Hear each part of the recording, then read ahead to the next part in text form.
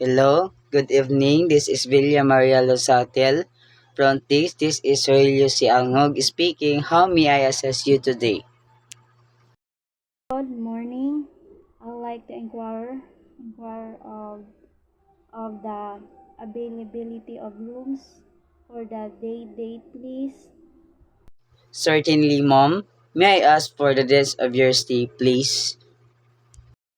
I am planning to stay date 2 of this month.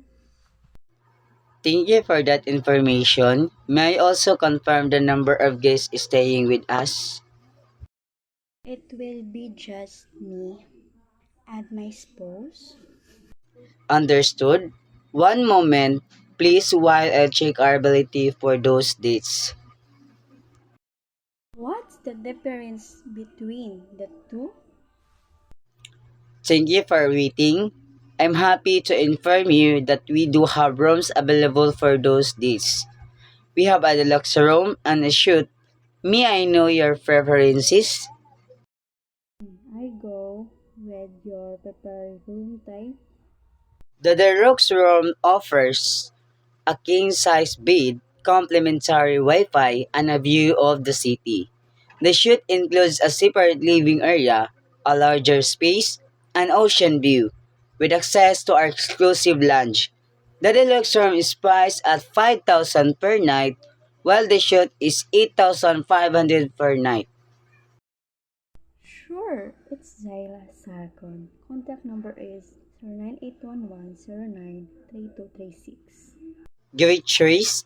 May I confirm your name and contact details for the reservation? Email address is jainamiasarkon@gmail.com. Thank you, Mr. Azarcon. Can I also have your email address to send the booking confirmation?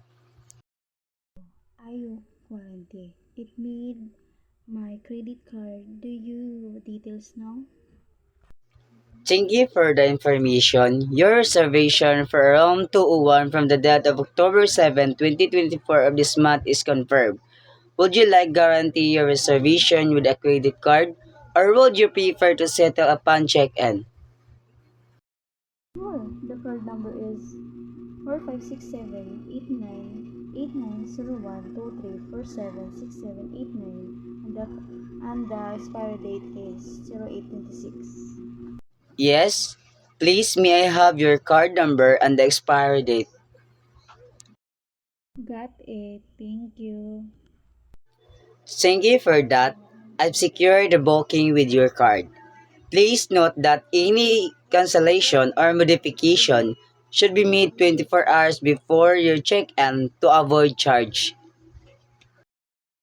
Thanks, you too. You're welcome, Mr. Azarcon. A confirmation email has been sent to Azarcon Jailemi. Is there anything else I can assist you with today? Oh, that's for now. Thank you for help. It's my pleasure. We look forward to welcoming you and your spouse on the date of October 7, 2024. Have a wonderful day.